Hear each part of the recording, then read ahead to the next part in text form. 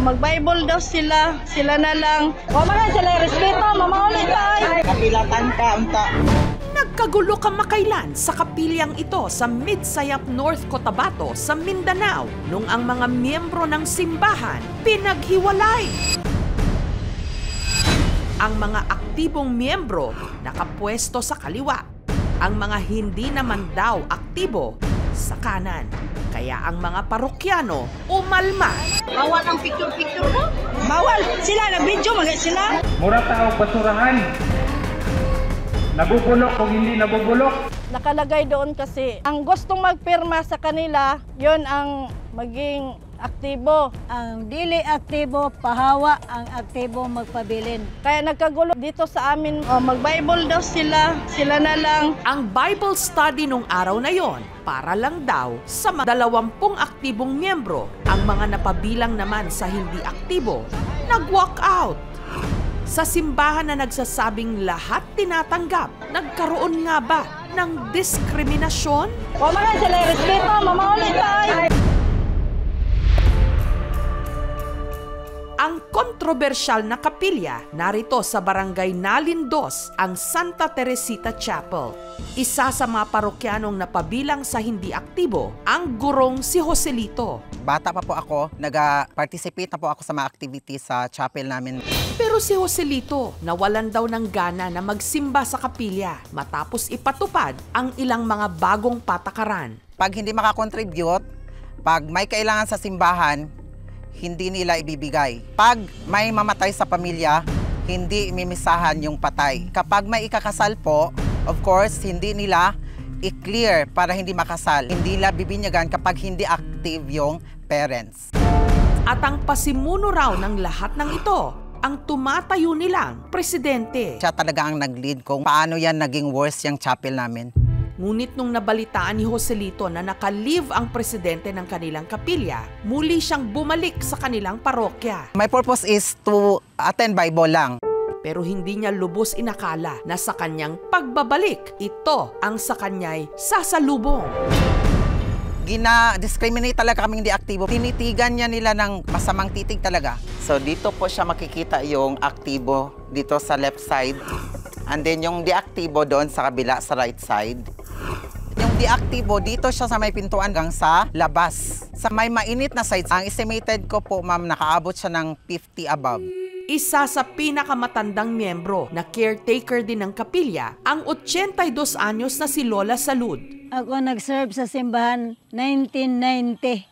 Pero laking gulat ni Lola Salud nung pati siya igrinupo sa mga hindi aktibong miyembro. Kahit ubos lang akong nahitabo, ma'am. Nag-uulang ko, nagunahon na nga kaming tanan. Di wala namin makatambong sa Bible service nga nahitabo. Di ba ang chapel, ma'am, para sa tanan nga buot mosulod?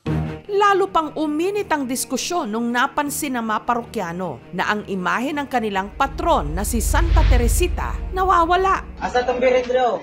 Pag may hilingin ka sa kanya, ma'am, ibibigay niya. Nag-board exam ako, hindi ako nag-register, nakapasa ako. Dapat masauli yung patron saint namin kasi binigay niyan sa simbahan namin. Pero ayon sa kanilang pangulo, ang di umano'y milagrosong imahen, hindi raw ninakaw. Sa diya raw niya itong iniuwi dahil ibinigay na raw ito sa kanya ng orihinal na may-ari. Neng, excuse me. Family devotion siya. I-share niya sa kabahan. Wala rin daw formal na kasunduan na idinonate na ito sa simbahan. Wala po talaga akong nakita o nabasa na records since na naging secretary ako. Wala. Sa uli nyo yung Santa Teresita, hindi nyo yun sa inyo. Donation na yon. So sa taong bayan na yon, bakit nyo i-hold? Asa tong biridro? Ang diskurso lalo pang uminit sa open forum. Ang dami nyong pa-contribute, pa-donation. Bakit wala akong nakitang improvement sa simbahan? Kahit ang kisame. Kung masakit na yung dibdib ko, nasa angry mood na talaga ako. May poste naman talaga doon sa chapel namin na bagong gawa. Siguro nilang nakita nila kasi hindi sila pumapasok ng chapel. Isang taon, isang beses lang kami nagabigay lang para sa chapel namin. Minsan, 100, 250 per family. Hindi naman malaki. Ang president namin, palabas ba yan siya ng sariling pera niya? Taong 1990 nung itinayo ang kapilya ng Santa Teresita. Bagamat isang beses lang sa isang buwan kung magmisa rito, dinarayo pa rin ito ng mga deboto dahil sa di umano milagrosong santo. Pumunta po ako sa simbahan para magdasal. Nawakan ko siya lahat ng problema ko, lahat ng debosyon sa buhay ko. Binigay niya sa akin. Pero ngayon, ang kanilang kapilya nakakandado na. Sila lang ang pwede pumasok kung gusto nila. Open for active members lang siya. Simbahan sana ang source ng aming unity, pagkakaunawaan, pero baliktad. Siya na ang source ng aming pagkawatak-watak. Giilisan nila ang lock sa chapel. Dili na ko makasulo dito hangtod karon. Alam ko nga, dili maayo nga ilang gibuhat diri namo. May unta kong inon nga sala pagyud ang pag-ampo di sa sulod, dili sala. Muna gisakitan ko kay lisod kay hunaw-hunaw di sa katsapil nga. Pati ang mga linggo-linggong nagro-rosaryo, sa labas na rin muna ng kapilya pumuesto. Holy Mary, Mother of God, pray for us sinners now at the hour of our death. Amen. Paniniwala ng ilan, ang kanilang problema nag-ugat daw talaga sa issue ng politika. Hindi nila siguro matanggap na matalo sila, kaya dinadamay nila yung Santa Teresita Chapel. Kasi 2 bisis na nila itong ginawa. Ang itinuturong presidente ng kapilya, tumangging humarap sa kamera, pero nagbigay siya ng paliwanag. Anya, pinupolitika lang daw sila nang hindi pabor sa kanilang pamamahala. Hindi naman daw niya pinaghiwalay ang mga miyembro para sa Bible study o misa, kundi para lang sa isang pagpupulong nitong linggo. Di kasi kami nila tinawag na maglagay ng ganun. Nasyak gani kami pagkakita namin na may nakalagay doon.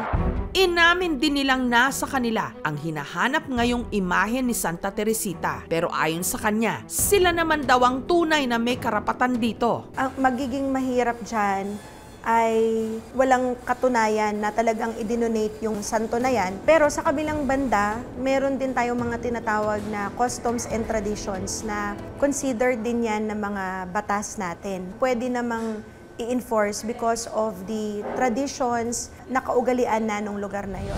Ang gusot sa kapilya, agad idinulog ni Joselito sa kanilang kura paroko. Na-threat pa ako na patayin daw ako, patanggal sa DepEd. Kaya lumapit na rin siya sa barangay. Iba po yung simbahan at iba naman po ang barangay. Pero sa dahilan na nalagay na po sa alanganin yung peace and order situation ng barangay, kaya po ako sumali na dito. Nitong Huwebes, ang magkabilang panig, pinatawag sa barangay. Dinagsa ito ng halos 100 mga miyembro. Kamo ang inyong tingog, mao nga kung dadon dito sa parit. Gipatawag mo aron mapaabot ninyo unsay hinungdan ug unsay inyong katuyuan. Gusto mo eleksyon? Gusto mo nga balik ang mahal nga birhen. Pero ang tanong, sisipot kaya ang inirereklamo nilang presidente? Ang presidente wala. Ang kanilang leader, no show. Nagsabi ito na magpapakita lang kung simbahan na raw ang magpapatawag sa kanya.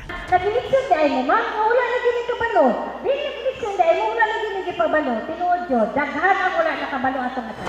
Ang mga dating opisyales ng kapilya, hindi rin daw sang-ayon sa pamamalakad ng kanilang leader. Unta ang atong kapilya, dili inabot ang politik. Mura tao basurahan.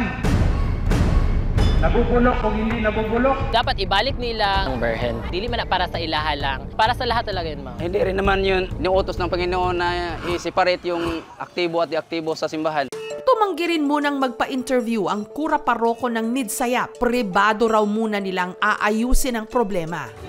Ang mga nakapaskil na aktibo at hindi aktibo na mga karatula, tinanggal na rin sa kapilya. Mag-Bible daw sila na lang. Kahit na yung intensyon ay panatilihin yung kanilang mga miyembro, ang nangyayari ay salungat. Sapagkat nasasaktan din yung mga miyembro kasi mga tao din ito. Nakakaramdam ng hiya, dapat na maging maingat yung mga leaders doon sa konsepto ng pagdidisiplina.